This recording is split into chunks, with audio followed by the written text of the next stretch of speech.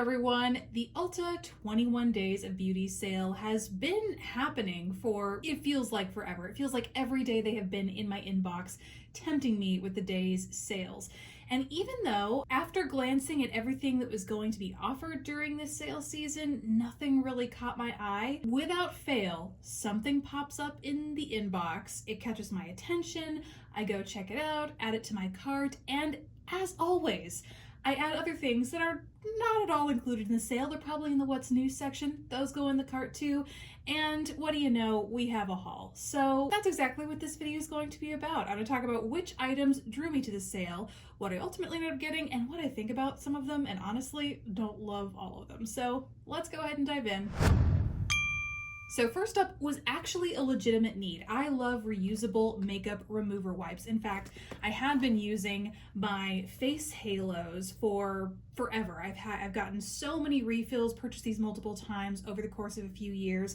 But mine are, you can kind of tell that they're getting worn out when they become floppier. See this one over here on the right? This is thinner, it's lost some of its structure, its pizzazz, if you know what I mean. Some of its cushion because I've used it so much. So this one, gotta go, and I don't have very many of these left. So I normally would repurchase a face halo. However, I was enticed by something called a sweater weather set by Makeup Eraser, and I think this is part of the whole me living in Texas and just really wanting to manifest fall for myself right now, because it comes in this quilted sweater-like makeup bag, which is nice in and of itself, but then you get basically a week's worth of makeup eraser wipes in all different colors. Now, I have no intention of using one of these a day and moving on to the next, kind of like my face halos. I will pick one, use it until I wear it out, washing them, and like making sure I rinse out all of the makeup stuff in it between each use. And then once it kind of feels like it's gotten raggedy, I will move on to the next. But this is quite a few cloths to have as backups, which I love. Also, these tend to be scattered all over my house, kind of like I have my face halos up here. I also have them in my bathroom where I actually remove my makeup, because up here they serve as great for removing makeup on my arms as I'm swatching, or if I totally bungle an eye look, I will, quickly remove that. If I want to do a color switch on a brush and I don't have like an actual color switch handy, using a dry one of these is great to just rub the excess product off. And then if it's actually wet, it's kind of great to not only clean your brush, but then wet it so it intensifies not a word, Bailey. It intensifies the next color you go in to use. So I tend to use products like this as more than just makeup removers. They're real multitaskers for me, and they're better than using, single-use cotton pads and things like that. So win, win, win, and we're manifesting fall. And by the way, that was not in the sale. That was something that I saw in the what's new section and was like, I guess I need it. Sure, I'll buy it. The same can be said for this next product. In the what's new section, and just really caught my eye, it is this brush set from EcoTools called Eye Kit Interchangeables. And for 13 bucks, you get 7 different eye brushes, or at least you're supposed to. They come in this tin right here, which is really oversized when you actually see kind of how big each of these brush pieces is together. It's gonna serve you as like a full-on makeup travel case, because you can see there's a whole lot of room in here, but it's nice. You get a makeup travel case as well as 7 different brushes. I actually did the eye look you see here today using all except for one brush, and I genuinely needed the different shapes to get in, to buff differently, to get in and blend and blur my under eye area, and then pack on various different shades. All of them came in handy, and it's actually a pretty easy doodad to use. So basically what happens is the tops of this, kind of where the ferrule starts, pops right, okay, this is easier than I did. They pop right off so that as you're going through your eye makeup look and you want to put different caps on your brushes, okay, that one was a lot easier. They snap right on. They feel nice and sturdy once they're on. You don't have to worry about them kind of popping off. It looks like like a fixture here, it's plastic and it just kind of snaps together. Can you hear that? It's kind of satisfying. And I got this to kind of see if it was a gimmick. Well, to see if it was a gimmick, because it kind of seemed too good to be true, 7 brushes in one, but also because I have dirty brushes and I don't want to clean them. I know. Don't act like you've never done it. So in this kit, you get a flat shadow brush. It's kind of fluffy and also tapered at the end, so it really is great not just for packing on powder, but also for buffing and blending it out. It's what I like to consider kind of an all-purpose brush. Then there is the base shadow brush, and this is a big guy. It's big and fluffy and angled, and it is really good for like a massive wash of color across the lid, or also a really good crease brush. But I do have to say, I do think you need bigger or deeper set eyes to use it as a crease brush because it is so massive. But the angle on it does allow you to create a little bit of shape out here in the outer corner. Then there's the blending crease brush, which sounds exactly like what it is. It is a kind of medium-sized, fluffy, domed brush that works perfectly for buffing and blending out your crease. It's how I used it today in this look. And then there is a precision smudge brush that is like a short, flat, stubby, but also kind of thick on its profile. And that really works. I love to use something like this on my lower lash line. It's how I used it here today. Or if you're using it, it's also really good for smudging out that upper lash line as well. Next up, this is another good one for eyeliner too, is called the Precision Blending Brush, and it is like a fluffy pencil brush almost. It's not a precise pencil brush, but it does give you a more precise domed tip to it. This again, I really love for blending my lower lash line, smudging out liner on my upper lash line. It'd be really good for packing on a super intense color in your outer corner or a super intense bright shade in your inner corner, just overall where you really want to do that precision work. And then there's an angled brow brush, which I really don't use for brows. I'm not much of a brow powder person, and so this will most likely get used for smudging and applying eyeliner for me. And then last up is a flat liner brush, and this I did use again today to smudge along my lower lash line. Although I will say this is probably the shape and the brush that's going to get the least amount of use for me, because there's something about a flat liner brush that just doesn't quite hug the curves of my eye like the shape of any other brush does. So I probably won't get equal use out of all these different brush heads or brush shapes, but the same can be said for just about any brush set. And for the most part, these I have found myself using almost all of these brush types whenever I do an eyeshadow look. And like I said, they slip on and off this thing with relative ease, but it also means they're not just gonna, kind of fly off as they're using them. I do think sometimes though, I've already found myself doing this, that if I don't want to go through the steps of like taking it off and removing, I will just go in with the tiny brush head itself and just like, it's like one of those small travel size brushes. So you do have options. If you prefer a long handle, you obviously can do that. But if you're in a hurry or you just don't care that much, go ahead on in with just one of these little things and you get 7 different brushes for 13 bucks. And they are pretty good quality brush heads. I will say, haven't experienced any shedding. I have not deep cleaned them yet. I have done like color switch cleaning on them and they've weathered that really nicely, but have not deep cleaned them to see if that makes them like shed anymore. Okay, now let's move on to the products that actually drove this whole purchase. They are from a brand that I have not heard a ton about here on YouTube. And so when I saw them on sale from Ulta, that's what ultimately led me to pick them up. And they are a couple of face products from the brand Nabla.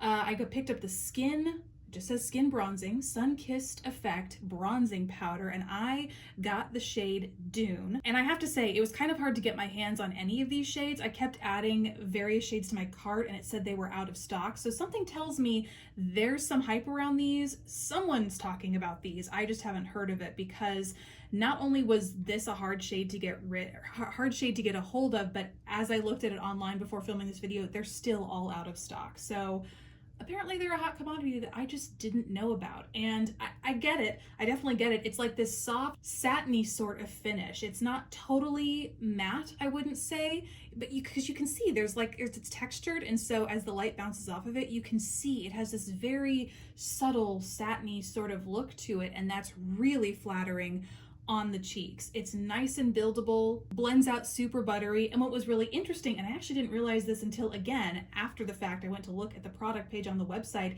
it's supposed to be a wet to dry formula. So I have not personally tried it wet. I've only ever used it dry, and I'm wearing it here dry today, but I'm really impressed with how it performs dry, and I'm very curious to see how it does wet. Like if it turns into a kind of a full-on cream finish and you get to work with it like a cream, then it dries like a powder, that I would be very intrigued by. So TBD on that. Okay, then I picked up what falls in the category of skin glazing, and I got 2 different shades of that.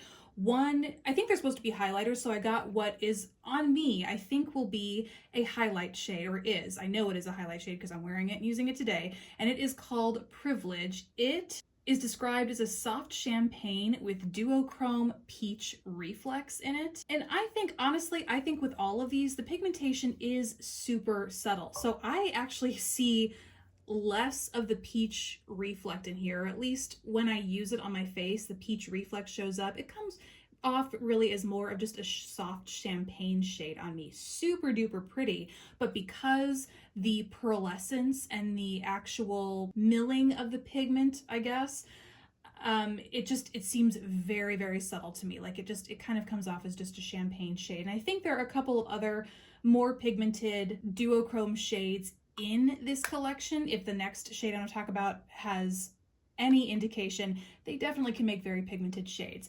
The other shade that I got is called Adults Only, and this I got because it looked like a beautiful glowy blush on my skin tone anyway. And it's like a beautiful, almost ruby sort of shade, and that is what I'm wearing as my blush today. I went pretty light on it just because there is quite a bit of sheen if you layer it up. I do think it's going to fall more on the metallic side of things, so I wanted to avoid having too much of that metallic texture on my cheeks, but the pigment still came through really, really strongly, and I'm just getting like a soft, subtle glow throughout the cheeks. And so I think this could be so many different things to so many different people depending on your color preference, your skin tone. This and all of these really are just going to be really versatile products because the pigmentation and the quality is just, it's really there. Do not regret being curious and picking these up at all. Oh, and the highlights are also a wet dry formula. Again, have not tried them wet, but I can only imagine how blinding they would be if you did. I would say they're pretty subtle. They're not the most blinding highlight when you apply them dry, despite the swatches. I think those came off super high shine and metallic just swatching them, but when you apply it with a brush and really diffuse it, it's a healthy glow. So I can imagine if you go in wet with these guys, you're gonna get a big pop. So those acted basically as my gateway products to Nabla. Couldn't help but explore more Nabla while I was on the Ulta website. None of this was on sale though. So the other thing that I picked up was an eyeshadow palette from them. Again, had heard kind of sparse things about them, but good, the stuff that I had heard. And so I picked up the Cutie palette, which is what I'm wearing on my eyes today. And it's this really, it seems like a romantic, almost a Valentine's-y style palette. They did have some more classic looking neutrals there, but I was kind of in the mood for something a little bit more colorful, a little bit more bold, especially because I feel like at this point, so many brands can do a neutral, nice and easy neutral. Colorful shades with interesting textures like matte or multi-chromes, those are more challenging. So that is why I went with this palette, and it did not disappoint. So it comes in cardboard packaging with like a decent sized mirror on the inside. It's the mirror that I used for the look that I'm wearing today. And then there are 6 shades inside here. One is a duochrome, like a metallic peach with a pink shift, like a true peach and pink in one eyeshadow shade. Then there is Red Shape, which is a metallic red sort of shadow. Then Anyway is a matte deep brown. Mandarin is deceptively not pigmented. It's more like this ultra high shine and kind of chunky, frosty white glitter or shimmer with a soft peach base. But unless you layer it up, it kind of just comes off as like a sparkly, chunky white shimmer. It's what I'm wearing in my inner corner. Then there is Feelings, which is a matte, hot pinky coral shade. That's what I started as a base with in my crease. And that's a shade that I feel like can go south real fast depending on the quality of the shadow, and it performed really, really nicely in this palette. And then last up is Coral Amber, and it is like a really warm orangey copper shade, a metallic orangey copper shade. And together, I just thought this made like a really pretty, interesting color palette. Yes, there are like 1 or 2 staple shades that you can get elsewhere, but mixing those with some of the other duochrome high shine metallic shades, it really makes for an interesting combination of shadows that play really beautifully and uniquely together in one palette. Okay, now last up from Nabla. I honestly don't know why I picked this out. I have not been into lip plumpers in probably since they first came out many, many years ago, but I ended up picking up their Viper lip plumper, and maybe I was in the mood for like a gloss that I thought would, like a clear gloss that would give my lips a little something extra. I don't know. I'm wearing it today though. It comes in a little click up format. You just heard me click it just then, and it forces the product up. It looks like it has a slight yellow tint to it almost, but it really doesn't. It goes on clear, and like just so many other lip plumpers out there, I mean, it gives a nice clear glossy sheen to the lips. Definitely burns the lips because it has your classic lip irritants in there, which basically they irritate your lips, bring blood to the lips. You're gonna experience some tingling depending on your experience or your comfort level with stimulants like this. Some may experience more than others. I find it's like, it's a mild, well, unless you get it in the back of your throat apparently, it's a mid tingle, I would say, on your lips that goes away probably like half an hour, the sensation anyway, once you use it. It claims to keep your lips plump for 2 hours after you use it, but I have a feeling that's if you like don't eat or drink anything, because I have been like sipping on water and stuff, and I've noticed that as it's worn off, the plumping effect has worn off.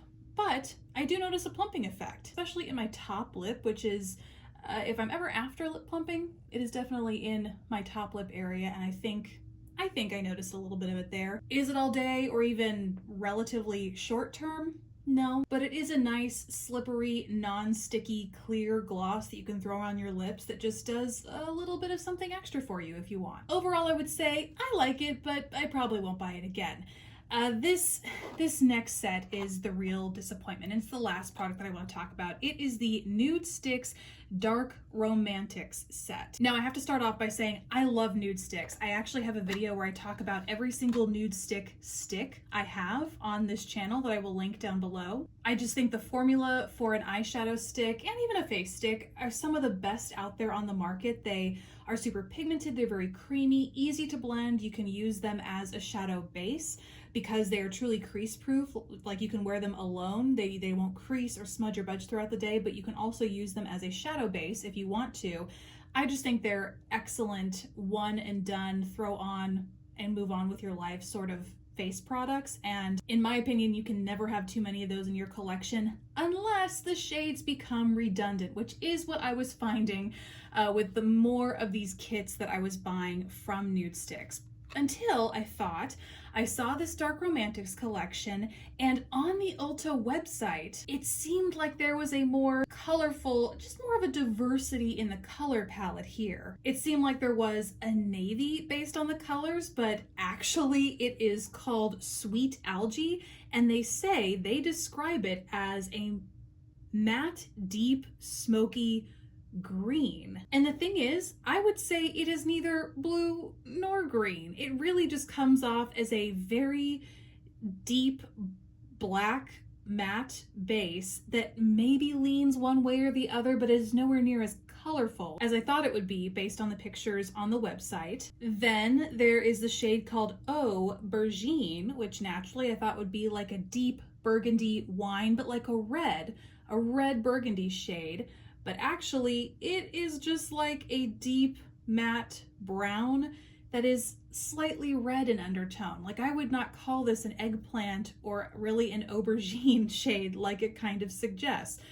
So right off the bat, the two most colorful shades I thought were going to be in this set are just black and brown. Then there is Cocoa, which is basically a cooler version of aubergine. It's just a cool, deep matte brown. Beautiful, but I'm pretty sure if I don't have this exact shade, I have something very similar, not only in my eyeshadow collection in general, but specifically from Nudestix. Then there is the shade Hot Stone, and this is described as a matte, cool, greigey shade. And that I think is accurate, but again, I think I have plenty of these shades, not just in my collection, but specifically from Nudestix. Then there is Terra, which is a rich terracotta. This is actually, for me, a great shade that almost identically matches my skin tone. So when I really want to even out like any redness or any capillary pigmentation I have on my lid space, this is a really good shade for me to reach for. But again, I use a paint pot for that already. And then the last shade is called Sugar Baby, and it is described as a luminous crystal. Basically, it is a frosty white and the only non-matte shade in this collection. And I mean, you tell me, when you see these swatches against the swatches that are on the website, was this on me? Did I misjudge how pigmented, like what this color palette was going to look like? I just really thought there were going to be some more colorful shades from Nudestix in here, and that just wasn't the case. It's a beautiful palette, don't get me wrong. If you love the Nudestix formula, you don't have these in your collection already, this would be a good one for you to pick up. It is very fall oriented, but I mean, it's just not as exciting to me as what I initially thought it was going to be, you know? And while of course I could hold a grudge at Ulta for making me feel like I bought something that was wasted only because they enticed me with the only thing that was on sale in my order were these blushes, but in reality, I don't need a sale to make unjustified purchases. I bought the Natasha Denona Retro palette. I think my most recent upload was a review of this guy along with swatches and then a tutorial, 4 different tutorials using almost every single shadow in this palette. So if you want to go see that, you can click right here and give it a watch. Bye guys.